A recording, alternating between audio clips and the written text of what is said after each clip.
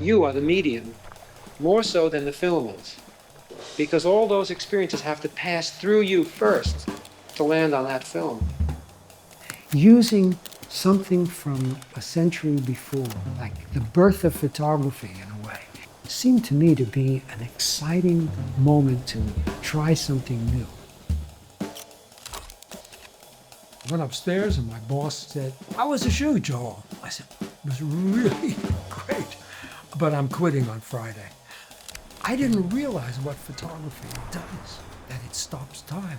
I said, I want to stop painting. I want to be out in the street and I just want to look at life. And he said to me, "You have a camera?"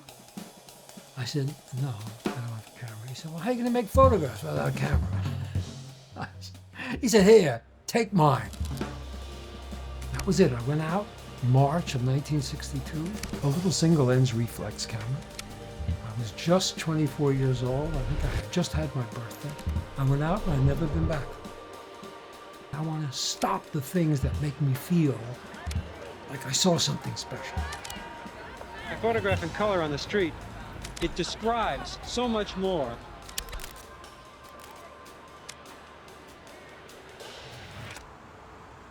I got to sense when that camera was going to come from the hip to the eye. There was like a little quiver that would happen in him. When it reached his eye, the scene was happening. It's that kind of sixth sense that he has. When he did street photography in the streets of New York, he was very skilled, almost like a sculptor carving out of a shapeless mold the chaos of the crowd in the streets. Photographs are magic in a way. The possibilities and the discoveries within photography are endless. Intellectually and photographically curious to his core.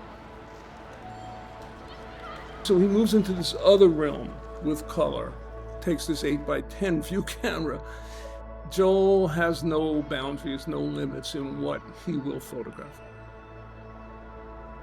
There's a series called Bay Sky. It's his quieter work, the sea and the sky, the horizon line. And it becomes like a meditation from our little seaside cottage. I was walking along carrying my camera and I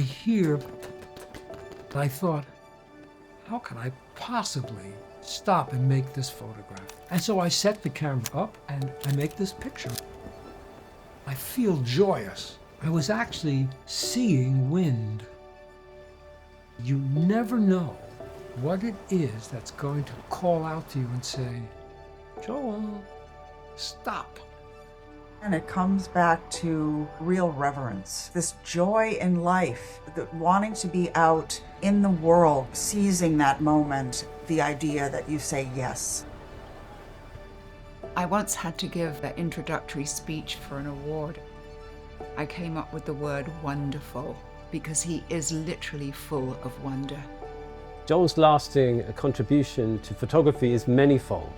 For me as a young photographer growing up poring over his work, I know he inspired me and so many other young photographers to go out there and explore what photography is and what photography can become. As you make photographs, you begin to understand that you have a particular way of responding to life. You're slightly weird or slightly funny. I really care about what I feel about them. I want to know what moves me. That's what it's all about. It's a search for identity.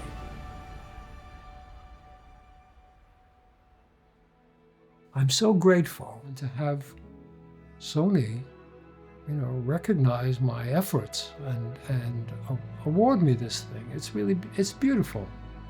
At 87 years old right now, to fill up a life wandering around saying, "Ooh, look at that." I've said it a million times. I would hope that people would understand something about me, about what I valued, what I thought was beautiful, what I was offering back to the world as an exchange. If the pictures are out there in books or in museums, someone might get the same pleasures that I got from looking at all the photographers that I love. I've learned so much from them, you know, and I tip my hat to them repeatedly all of my life.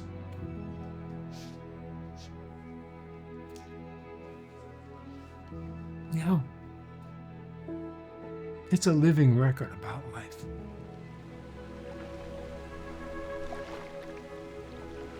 Perfect.